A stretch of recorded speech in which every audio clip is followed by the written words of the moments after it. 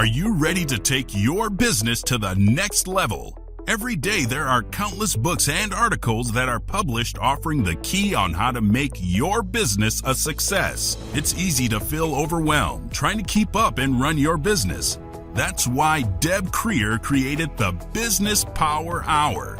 Keep up on the latest trends, best practices, and techniques for how to make your business a success. Let the Business Power Hour do the heavy work for you. Good morning. Good morning. I am Deb Creer, and I am passionate about giving professionals the tools that they need to make themselves and their businesses as successful as possible. And I'm so excited today because we're talking to someone in Dublin. And for those of you who aren't watching, yes, I do have that history. People look at me and they say, "Are you Irish?" With the red hair and the freckles. Yeah. And I have been to Dublin. I think it is absolutely fabulous. I would move there in a second. So I love that I have a connection there now. So please join me in welcoming all the way from Dublin, John Rankin, to our program today. Welcome, John. Good morning, Deb. Thank you. Well, let me tell people a little bit about you, and then we will dive into this. So John Rankin is a qualified business systems analyst, qualifying in 1998 in the UK. He has studied a version of trait psychoanalysis and an Oriental methodology of how personalities interact. He spent 5 years studying under a professor from Beijing University, qualifying in 1998. Realizing that most problems in work are caused by clashes of personalities, John designed and built an online SAAS that can be accessed globally to help business leaders to make better, informed, and unbiased decisions in director and key employee selection. So again, John, welcome. Thank you. Thank you. Good morning again. Well, you and I met online and through a networking group that we belong to. And when we were talking, I was just absolutely fascinated with what you do, because it is about figuring out how teams of people interact and work well together, or in some cases don't work well together.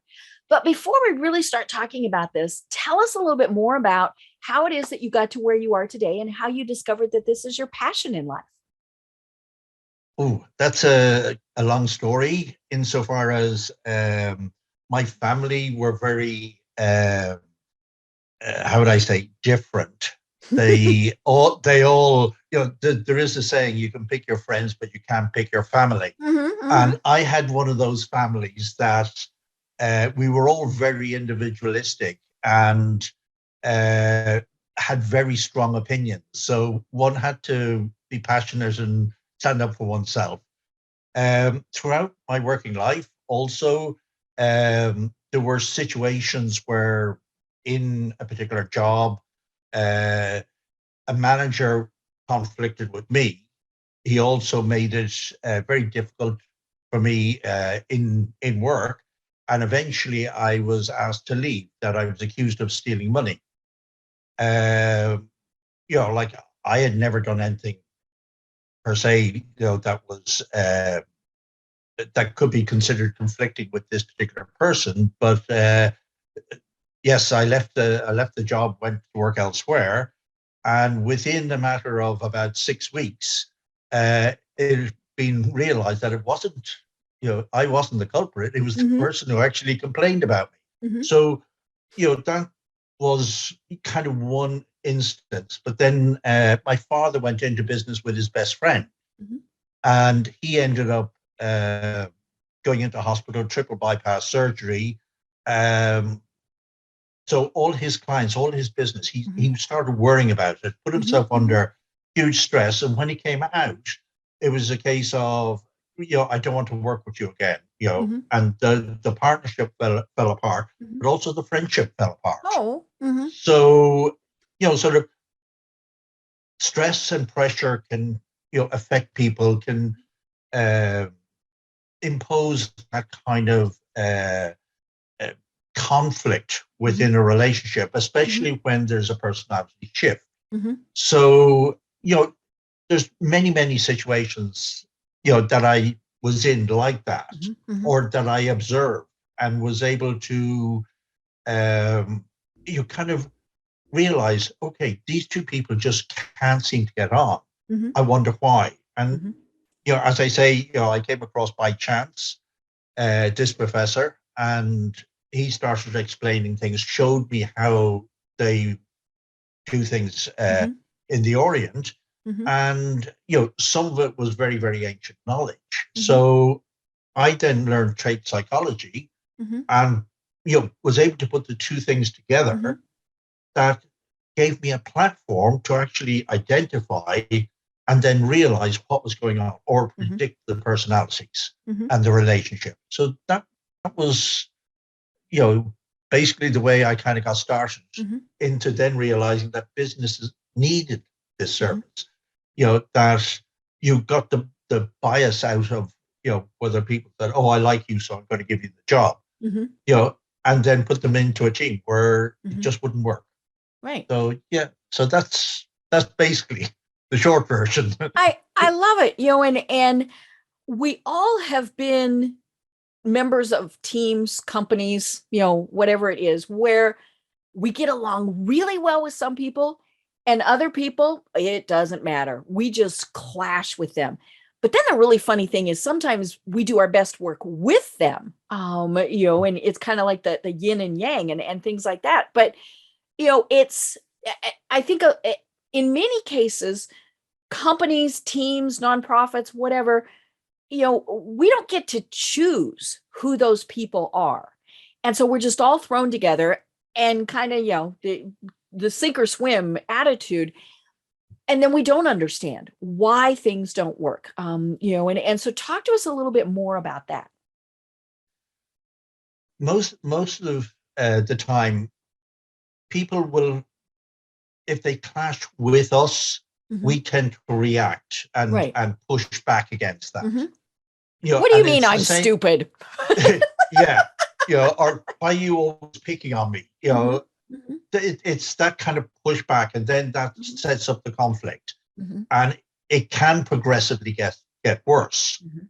So most of the time, yes, as you say, people are picked for their qualifications, they're picked Mhm. for their knowledge, Mhm. and they're expected. In most job, uh, what would you call it? Notifications. Mhm. They say Mhm. needs to be a good communicator, Right. needs to It's be a almost people always in person. there, right? Mhm. Yeah. So in any business school, they do look at psychometric testing, Mhm. and they will do psychometric testing for the people. Sometimes they have maybe 3, 4, 5 Mhm. different testing Mhm. methodologies, and they say you're this type of person, Mhm. and you're like X amount of the population, and you Mhm. behave like this. Mhm. But they don't realize that other people make us behave in Right. certain ways. Right. We're So reacting. Mhm. we're reacting. So sometimes it's very positive, Mhm. and sometimes it's very negative. And if we come out of an argument, we might say to our friend, I don't understand this person. I don't understand why they're reacting this way or whatever. Mhm.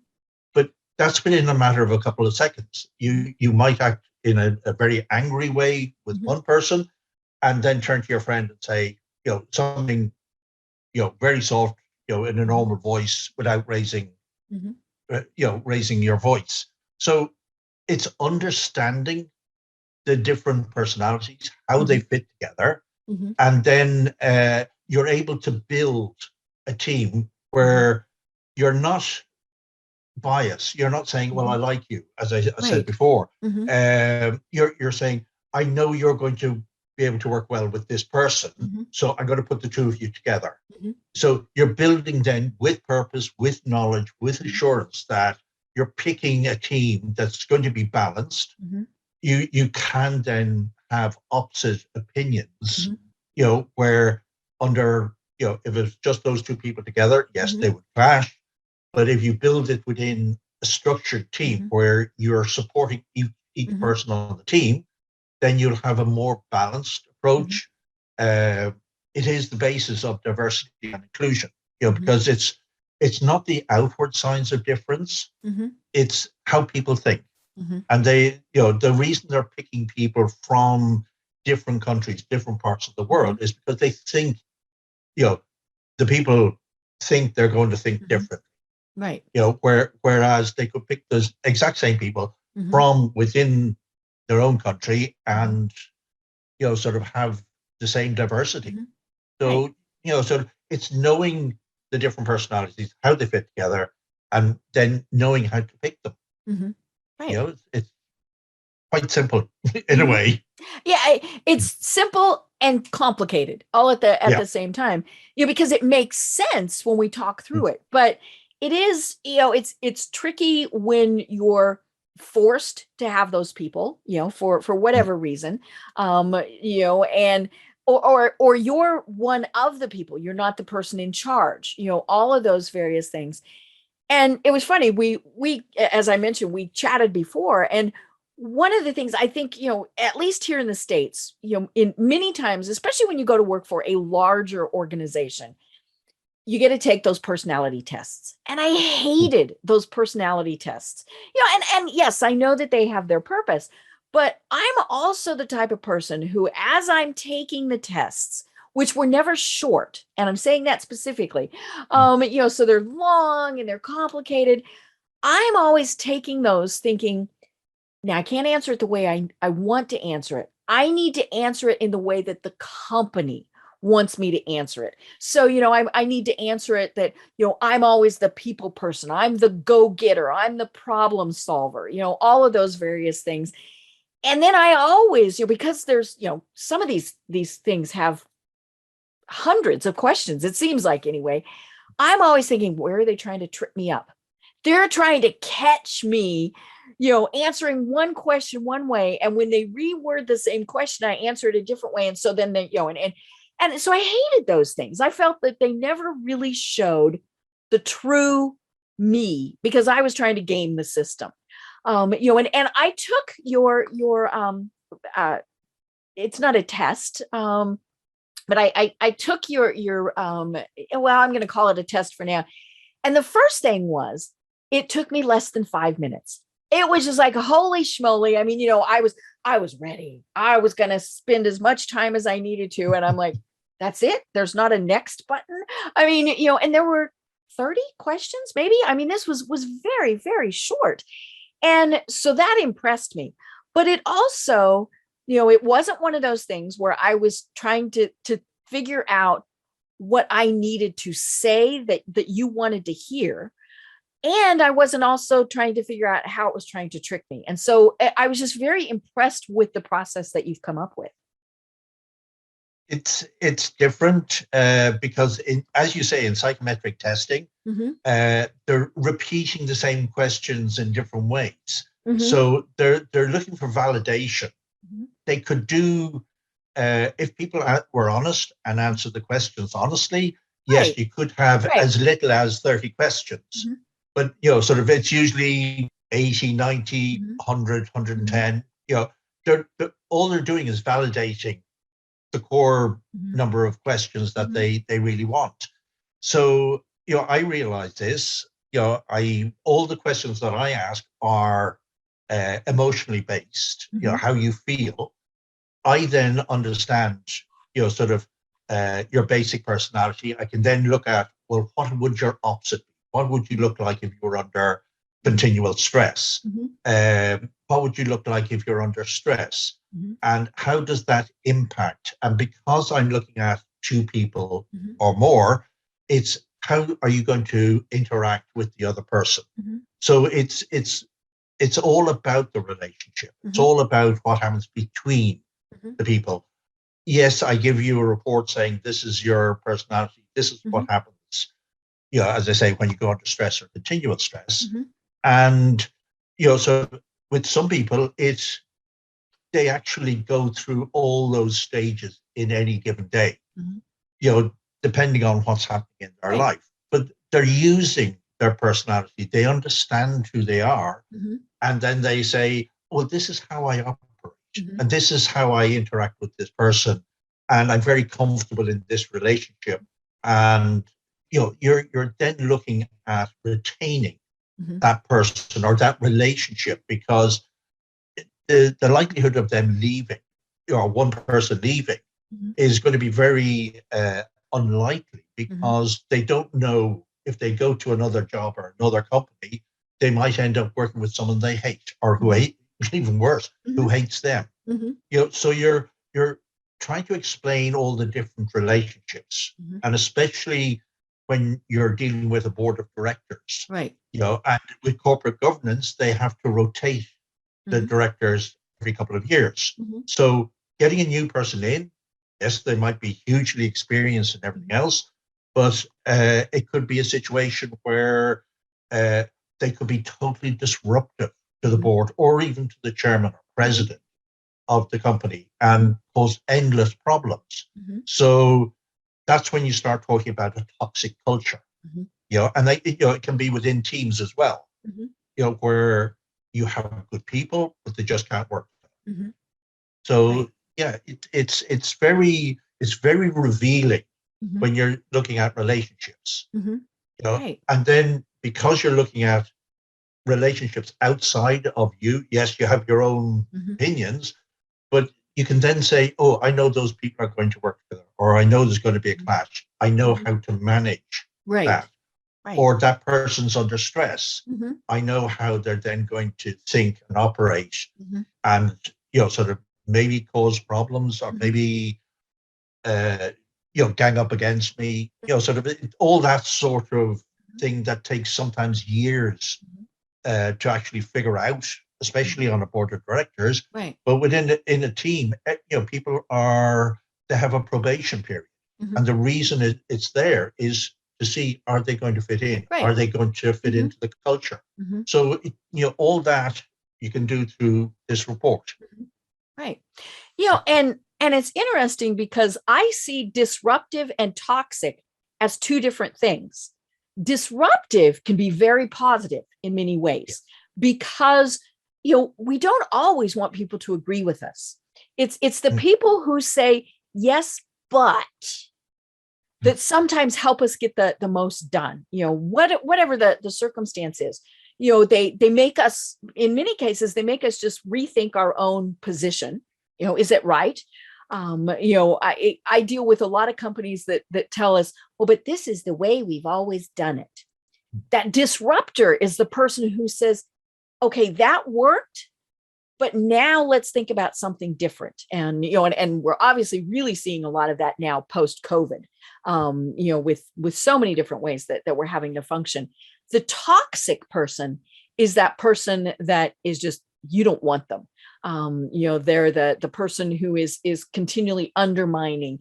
It's, a lot of times they're very self-centered, all of these various things. And so it's interesting to try and figure out, okay, are they disruptive in a positive way, or are they disruptive in being toxic?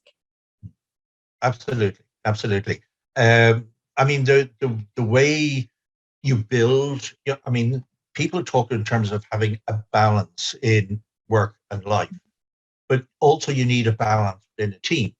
So there might be people on the team who don't talk, sort of, and the reason a lot of this happens is because they don't feel that they're being supported. Right. Sort of, you have a saying, oh, he's got my back. It really, if you build a team where each person in the team has someone else's back, then they'll encourage the person they're supporting to actually talk. Even by saying, come on, you have a good idea, speak up. So people will speak up, but also if you have the reason you get a toxic culture is because one person who might be very dominant might control other people on the board or within the team and basically bully them, and say, well, no, we're doing this my way. So it's going to be my way or the highway. So again, knowing the personalities, knowing how they interact, and whether you've got a balanced, supportive team, then sort of literally you can do anything once you have that knowledge and that assurance of how people are, and it's less likely they're going to go under stress or continual stress unless it's something outside. Maybe a family issue or a health issue or a finance issue, maybe something or maybe something's happened to one of their kids, so, you're always looking and understanding what's happening within the group, Right. rather than looking at individuals Mhm. and, not understanding why they're behaving in such a way. Right. So, Yeah, we talk about group dynamics, but I think most Yeah. people have absolutely no idea what that means. And a group can be too. I mean, my husband and I are opposites. We've been married almost 30 years, so clearly something is working. But you also have, whether it's a marriage, whether it's a business partnership, like you were talking about, where opposites really are not gonna work. And I think, obviously one of the big things is that we learn, okay, this person is my opposite, so I need to make sure that their opinion is heard. I need to make sure that I'm not overpowering.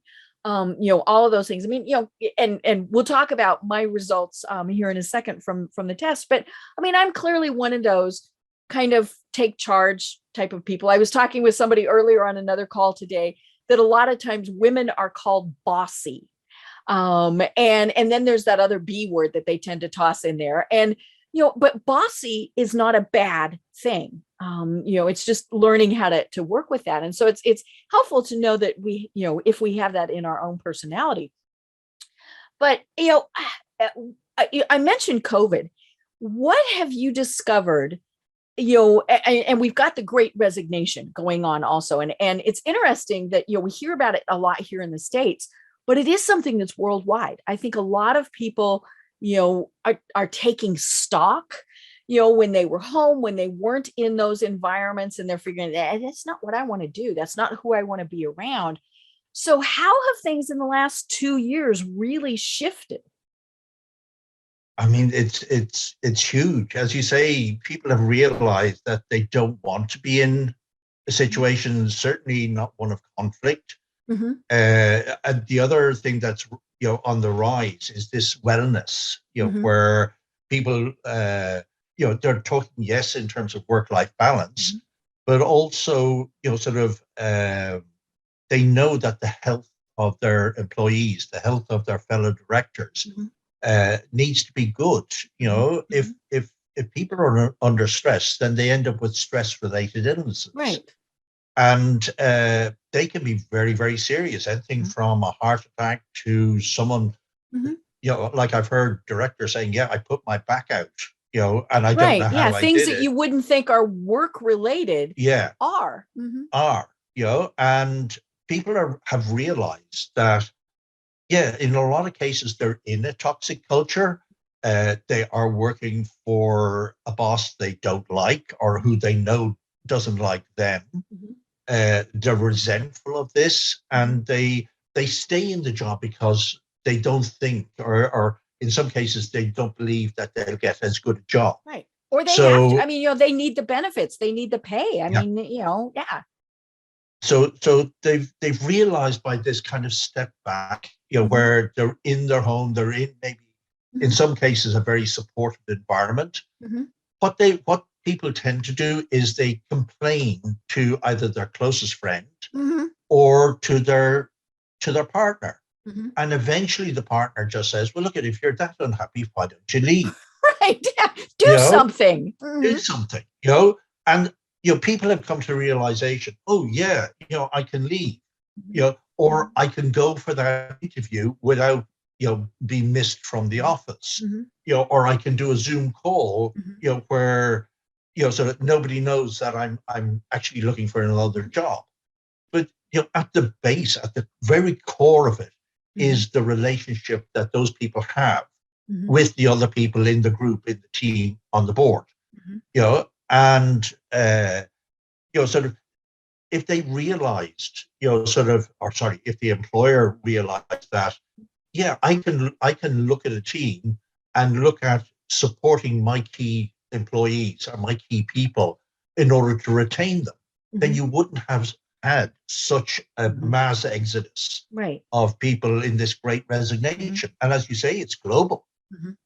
It's global. I mean, even I'm even hearing of CEOs resigning, right? Because people from non-profit, from charities and things like that, just who can't get on with their fellow directors or fellow employees. So, sort of, it's not an isolated, it's not, hospitality or, entertainment or whatever. It's, right across the industry. And it's because people were picked just to, for their qualifications. They weren't picked to fit in. Right. Yeah. You looked at somebody's resume and checked the boxes. And so, and then you made them take one of those other personality tests and you went, oh, they're a XYZ, whatever person, they'll fit in, and they were like me, they gamed the system. One of the things that I really wonder about is, because I think we're going to have to deal with this going forward, is how we worked together when we were together. So in the same office. And now that it's remote, I mean, how has that skewed things? I mean, are people, I mean, it's very easy to, especially on, say, Zoom calls, you turn your camera off, you zone out, you're not paying attention, you're not participating. You can't really do that you can on an in-person meeting, but how are the dynamics changing, especially if we don't go back into actually being physically together? One of the biggest problems is a thing called the fear of missing out. Right. FOMO. And FOMO. And people, sort of, because they, a lot of our communication is nonverbal. Okay. So they don't always see what's happening with the person. As you say, they might switch the camera off or say, sort of, oh, my room's messy. I'm going to switch things. So it's this fear of missing out, is causing a lot of anxiety. And because they know, oh, well, I know my manager doesn't like me, or I've just come into a new employment and I'm trying to figure out the personalities that I'm dealing with. So there's a lot of uncertainty. So between the uncertainty and the anxiety, it's just adding fuel to the fire, so that people are getting stressed. And with one company that I was dealing with, a global IT gaming company, they had employees, sort of script writers, visual artists, and so forth and so on, programmers, marketing people, and everything else. But they were spread from, they had some in India, they had Liechtenstein, Italy, Portugal, Malta, Ireland, and then over in Argentina. And because of the pandemic, the CEO couldn't travel. And he used to spend several months a year traveling to the different offices, dealing with situations, problems. But when I, when he employed me to do up a report, he was able to see, okay, who would actually work well with whom? Did they have the right sort of lines of communication? That something that was being designed then was being programmed, but the two people got on well together, so they were able to discuss through any particular issues or problems. And in the report, it turned out that one of two people who were in the Portugal office was under continual stress. And he was going, why is this? He's a good guy, he's well qualified and everything else. And anyway, that's what had showed up in the report. So he came back to me a couple of days later and told me, actually, it's very funny. This particular guy is married to the woman who is also working in the same office. But because of the pandemic, they were stuck in a small apartment. His old apartment. He was stressing that they didn't have enough space, wanted to find a bigger place for them to move to, and it was just causing him stress. So his whole focus was on something that was just playing on his mind. So he wasn't totally focused on his work. Within a matter of a month, the owner, who was here in Ireland, was able to locate a bigger apartment through contacts that he had. And all of a sudden, so all the stress was gone. Great. Right. They could move. So, he was still able to deal with the people, deal with their issues, in a very positive, productive way Mhm. once he knew what was wrong. Mhm. So it impacts, sort of, and, sort of with a lot of people now in this kind of uh, remote working situation, again, it's very, very important to put in those support structures, Mhm. but it's people, it's how people feel. Mhm. Like we all walk our own path, Mhm. but it's who our companion is going to make that journey easier or Mhm. not. So it's another, bit of philosophy Mhm. there. Mhm. Yeah, Right. just to, once people know, how to build supportive teams Mhm. that also allow for that conflict, Mhm. then you can have all the different types of people, all the different personalities, Mhm. and there's a lot more than just 16. You know, Mhm. when you take the different levels, Mhm. you're into thousands of Mhm. different permeations. Right. Right. Well, let's talk about the report. So Yeah. first, just give me let's give our listeners and our viewers a couple sample questions. Tell us what, some of the things that you ask. Well, one, would be, do you like international travel? Mm-hmm. It's the reason for that question is you find out if people say yes, then right, these people are interested in other people, other cultures. So, like it has a Ah. reflective back. Mm-hmm. Um, because it's emotional, they're thinking maybe of their last holiday, Mm-hmm. and how they felt about it. Mm-hmm. Another one is, do you like criticism, or can you handle criticism? Mm-hmm. Some people say yes, because they can, it depends. Mm-hmm. People tend to think of situations, Mm-hmm. so they put their own story on the questions Mm-hmm. and think of situations they've been in, whatever. Mm-hmm. Another one is that they believe things were better in the past. Mm-hmm. So you're looking, how do the people live in the past? Are they unhappy now? Mm-hmm. So, these are questions that then translate into, Mm-hmm. right, the person's under stress or under continual stress. Right. So things like that, they might seem very, very innocent, Mm-hmm. but because people are putting their own story, on the questions, Mm-hmm. and knowing that it's the relationship with someone else, Mm-hmm. so they're kind of going, well, I can't lie, because it might say that I'm not compatible with this other person. Mm-hmm. Mm-hmm. So you're always looking for, sort of, that what people really feel. Mm-hmm. Right. you know so, like one person might say, yes, I'm a brainstormer, Mm-hmm. and pick on that particular Mm-hmm. question, whereas someone else will pick on a question that will show that they're a researcher. Mm-hmm.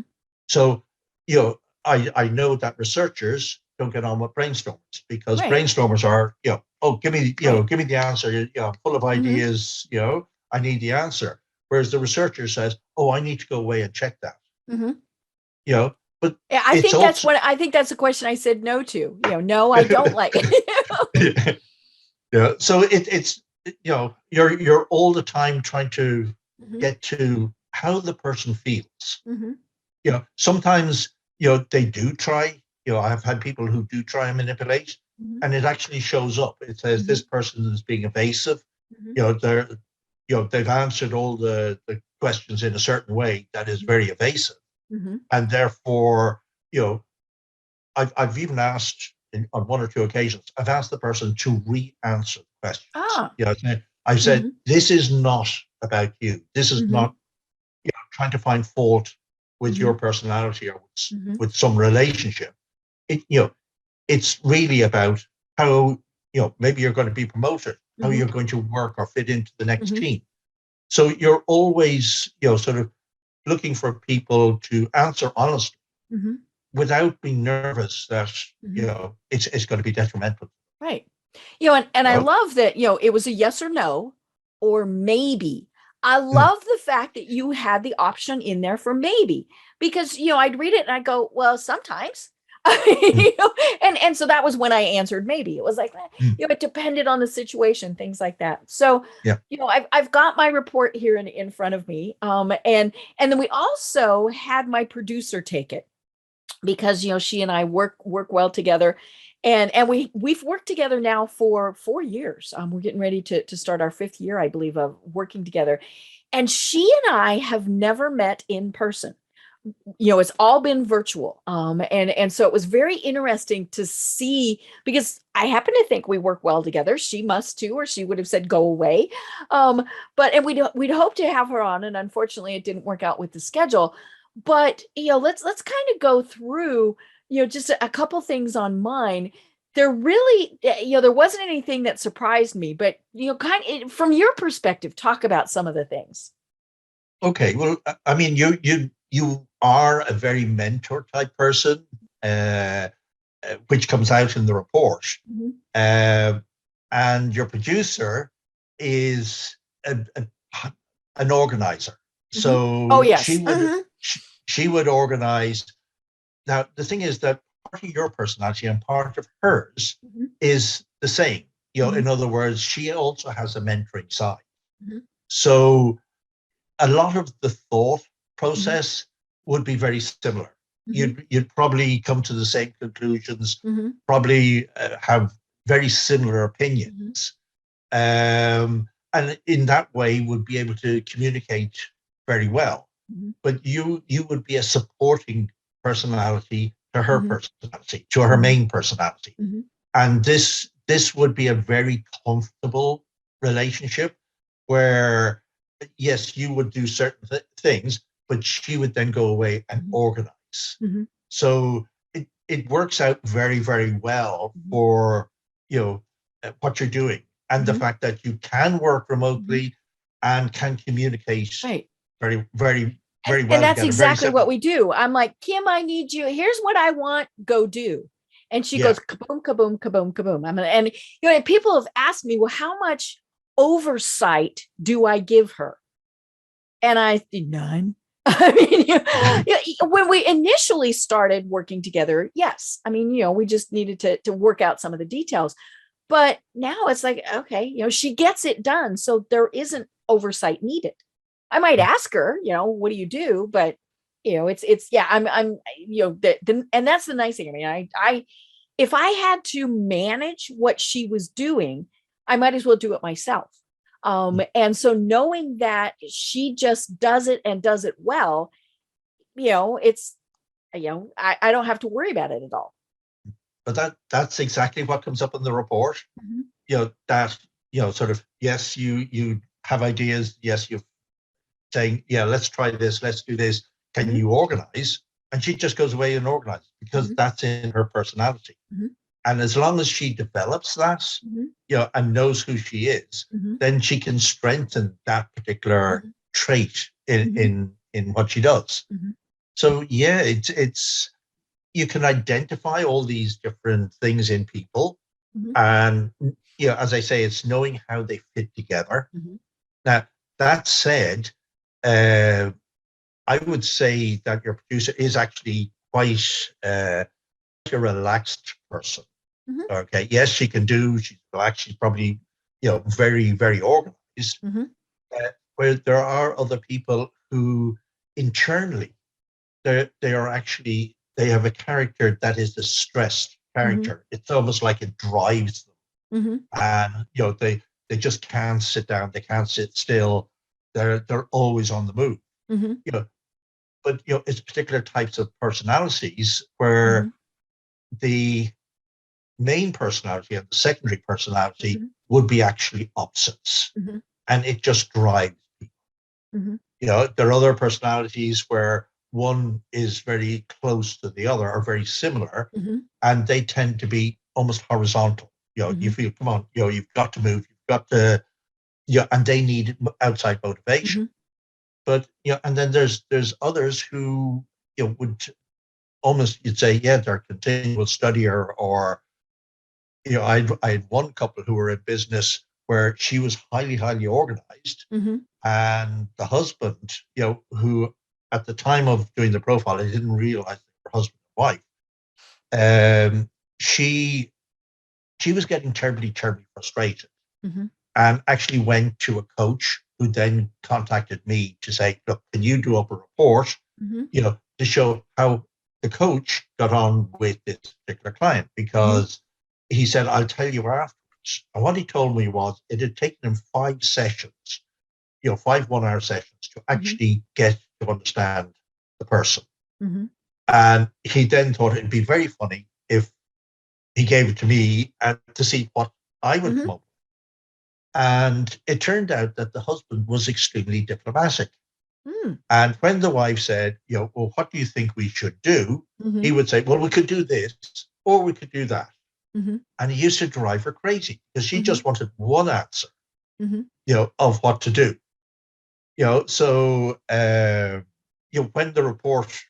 when I sent her the report, she got on to me the first thing in the morning and said, I should have been a marriage guidance counselor. Mm-hmm. Mm-hmm. And I should have actually twigged it then that it was her husband, because they had two totally different names. Mm-hmm.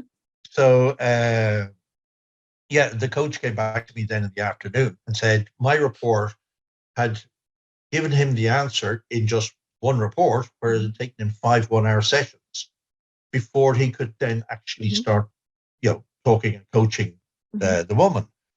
It ended up anyway that they decided they'd split from the business, and in doing so, they saved the marriage. Because needless to say, if they couldn't agree on work, they were bringing that same disagreement home in the evening.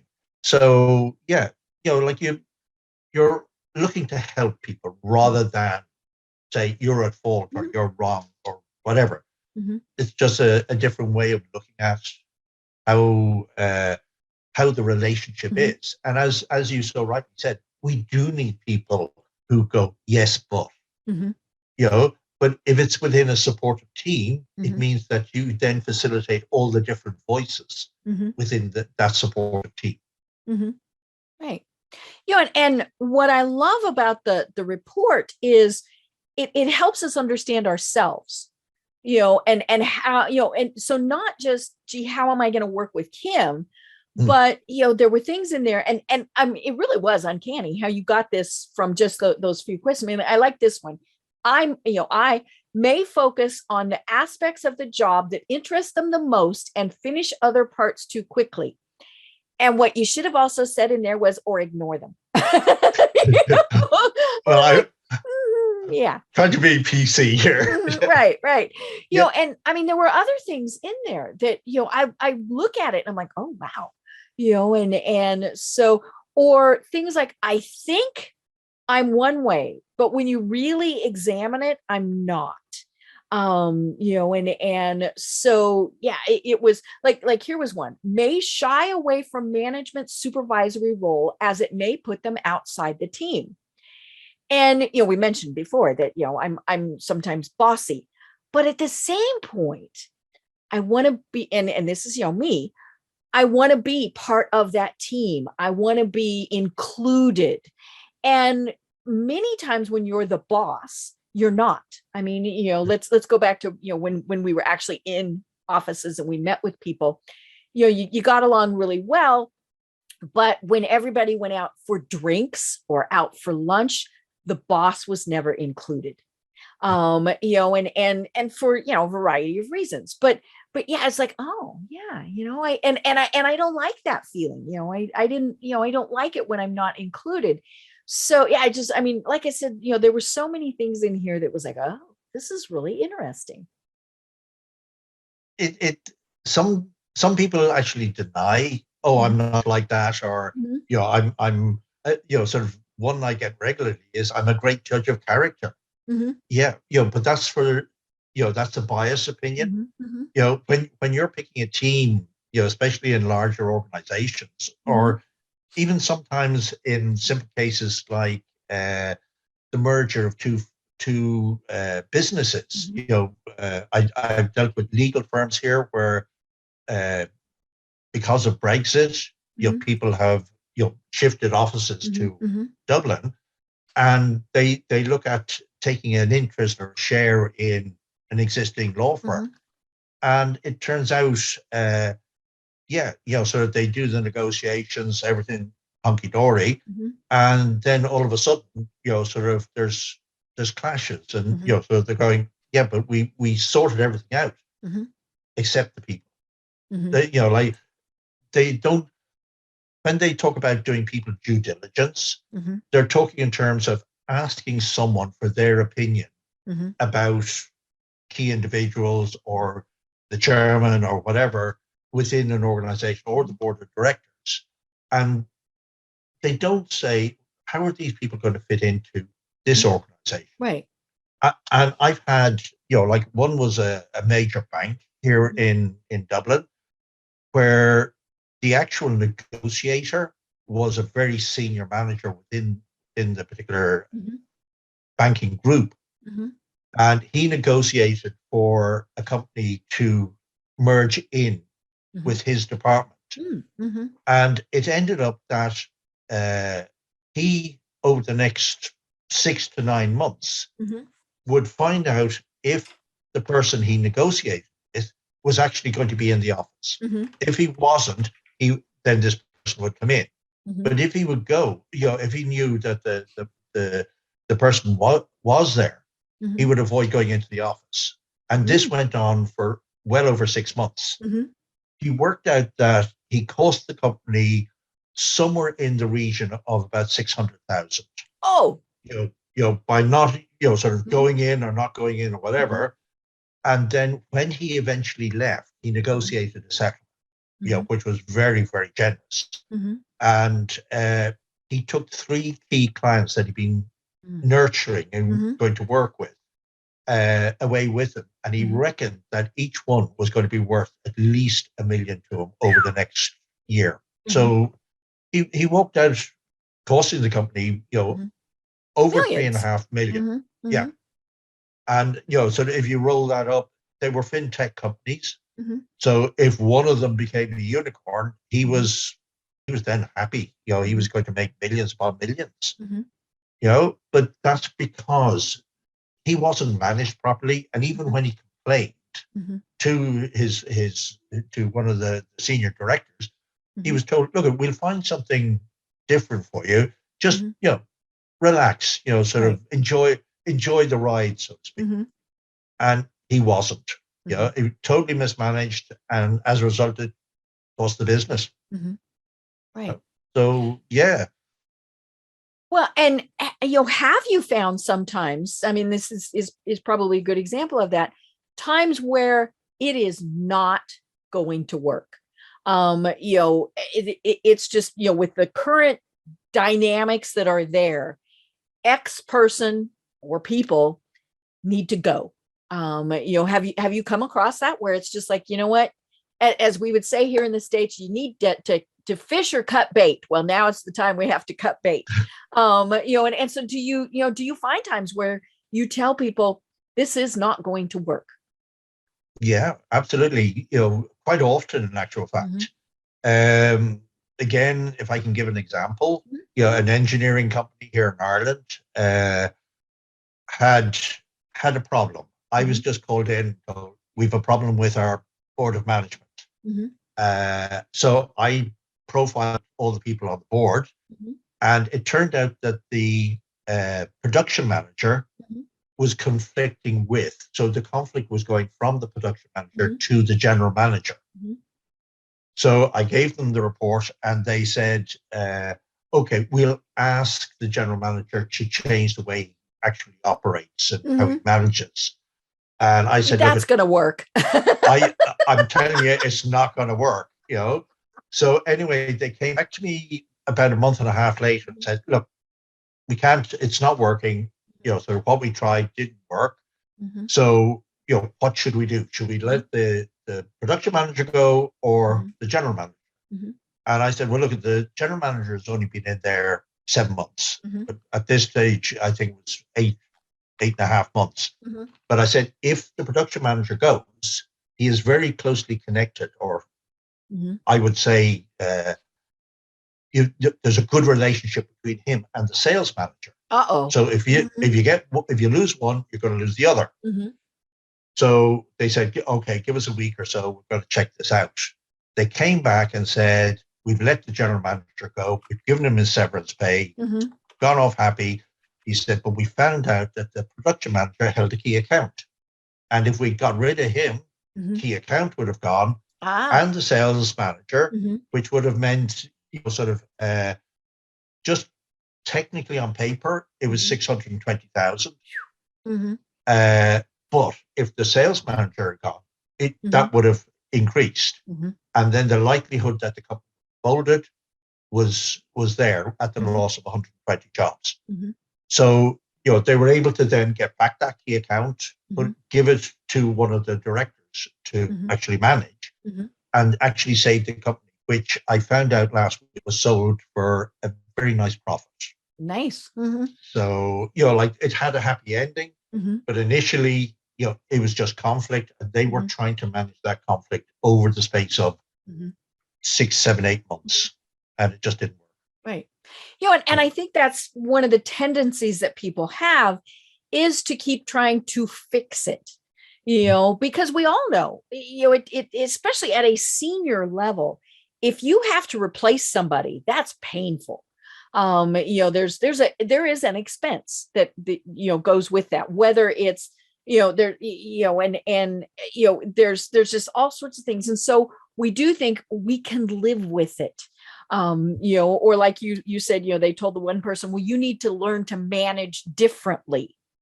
That's not going to happen. I mean, they're managing based on their personality, based on their education, all of those various things. They might be able to tweak things a little bit, but those conflicts are still going to be there. And so, I think that's, and we've, especially here in the States, things are very litigious. You have to, it's funny, many states are what's known here in the States as at will. You can fire somebody, you have to give them a reason. But, that works sometimes. And then sometimes they sue you anyway. And so it gets very tricky here. And then especially with senior level management, you think, well, we have to give them a severance package or all of those things. But I think so many people really just don't understand that if you don't have that team right, your business is not going to truly be successful. Absolutely. And so, as I said, at the beginning, people are picked for their experience and knowledge, but they're not. Nobody looks at, how's this person going to fit in? Even if they're saying, this is a great guy and we want to, get him from into a senior level from maybe a mid-management level, and then up into maybe a directorship. You plan succession. But if the people come across someone they dislike or where there's a clash of personality, then you're going to lose that person. The person you're grooming to take over. It's the same with family businesses. You can have a son or a daughter and say, yeah, I want them to take over the business. And I've come across situations like that, and I've come across where I've talked to the workers and they say, if that person takes over, we're gone. So it really does come down to what type of relationship, what's it going to look like, is it going to be good, what happens if, and it'd be the same in partnerships where maybe 2 men or 2 women are in partnership, or maybe there's more, and one of them dies, and next minute they have the partner of that person in, who just drains the business, causes all sorts of problems, and they're going, so why do we ever allow this to happen? So there's many situations, and I've come across a lot, probably not all of them, but certainly a lot. Well, and diversity is one of the things. I mean, and obviously it's very important, but when we're all filling roles only to become diverse, that's not going to work either. I mean, I remember years ago, I was asked to serve on a board. I was honored. I was like, oh my gosh, this is great. I'm going to make great contacts. and I thought it was because of my experience, my connections, all of those various things. And I'm, partway through my term on being there, and somebody said, we had no women, we needed women. They didn't care. I mean, that was the only box that they cared about. They didn't care in the slightest about my connections, about any of my knowledge, any of that. They wanted me simply because now they could say, we have a woman on our board. Now it actually worked out, but in many cases it doesn't, and so that's tricky. And, we obviously do need to have diverse teams, boards, whatever. But yeah, when they're only ticking that one box, it's, probably not going to work. Well, they've never been taught how to build a team. It just doesn't happen in business school. They teach conflict management, but because they don't look or know how teams interact or how personalities interact, they then can't say this is going to be a good relationship or a bad relationship. They just don't know until they actually put the people together. Right. And this is where sometimes HR is not the best option. Because they talk in terms of human resources. And people don't like that. They like to be thought of as relationships. Right. If you have a good relationship at work, they tend then to become lifelong friends, and then because you know them, you can then trust them. Right. And this is another word that is being bandied around. You need to build trust, but they don't say how trust is built. And it's built through the relationships that people have. So you get to know someone, you get to like them, but then you get to trust them. Or there's two ways of not trusting someone. You either know them or you don't know them. Right. So that's why you don't trust people.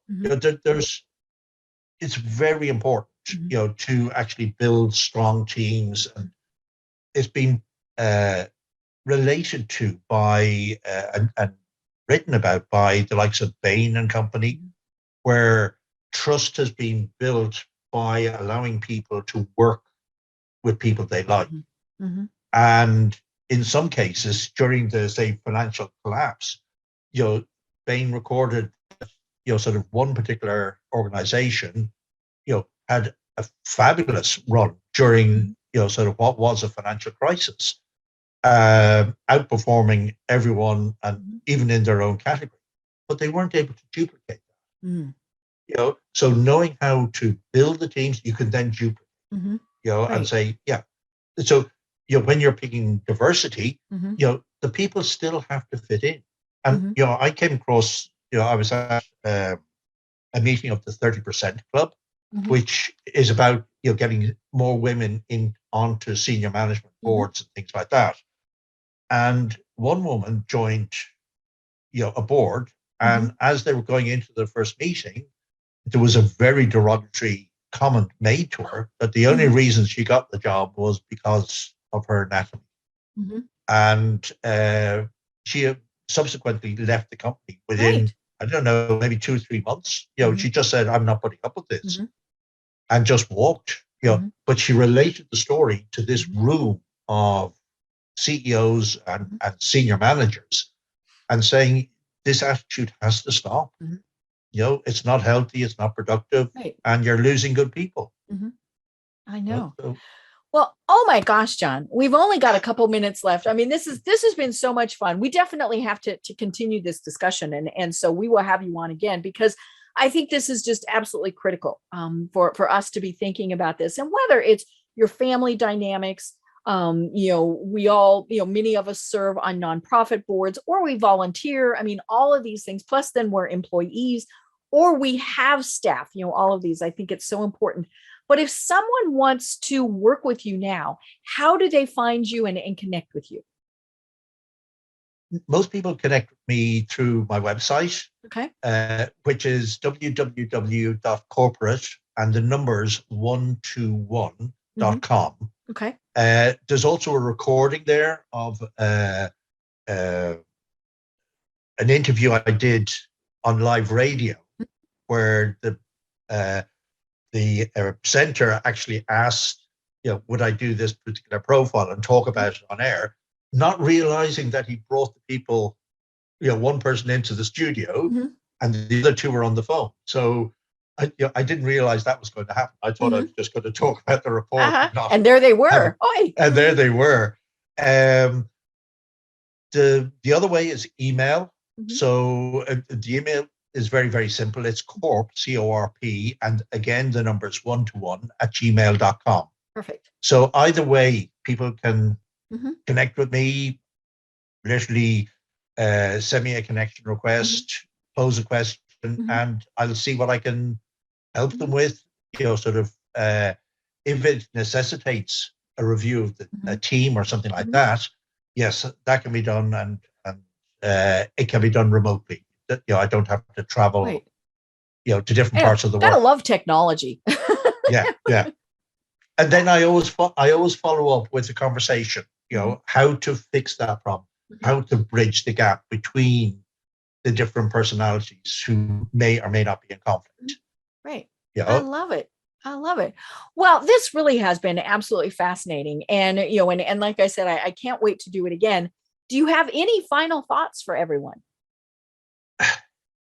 They need to start thinking differently. Psychometrics was good in its day, but the world has moved on. People are voting with their feet.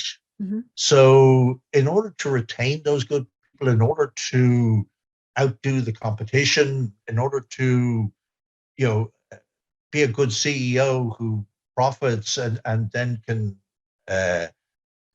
demand a decent salary or benefits or whatever, you need to start looking at them.